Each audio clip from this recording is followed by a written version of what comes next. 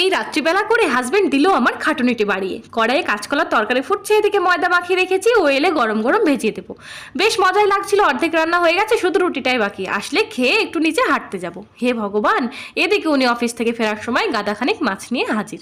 কি গো, এত রাত্রি করে মাছ কেন এনেছো? আমি কিন্তু এখন রান্না করতে পারবো না, রান্না আমার হয়ে গেছে। সে বলে, ফ্রেশ মাছ পেয়েছি তো, তাড়াতাড়ি রান্না করো, নইলে ফ্রিজে রাখলে যাবে স্বাদ নষ্ট হয়ে। রাখবো, তবে একটি শর্ত আছে। কি? মাছের সাথে রুটি খেতে হবে। সে বলে ওঠে, তুমি যদি আমায় মাছের সাথে রুটি খাওয়াতে পারো তবে আমি তাতেও রাজি। এই কথা বলে সে যায় ফ্রেশ হতে। এদিকে আমি কিচেনে ভ্যাবলার মতো থ হয়ে দাঁড়িয়ে থাকি। মাছের সাথে রুটি কথাটি দ্বিতীয়বার ভাবতেই কেমন যেন গাটা গুলে ওঠে। তাড়াহুড়ো করে ময়দা মাখাটা ডাস্টবিনে ফেলে একদিকে ভাতের হাঁড়ি, অপরদিকে মাছের কারি উনানে বসিয়ে দিই। রান্না শেষ করে ভাত বাড়তেই উনি বলেন, কি ভাত কেন, রুটি কোথায়? গরমে আর মাথা গরম করো না তো। কথাটি মুখ থেকে সম্পূর্ণ না বেরোতেই সদ্য ফ্রিজ থেকে বের করে রাখা ঠান্ডা জলটা ছেলে দিল আমার মাথায় ঢেলে।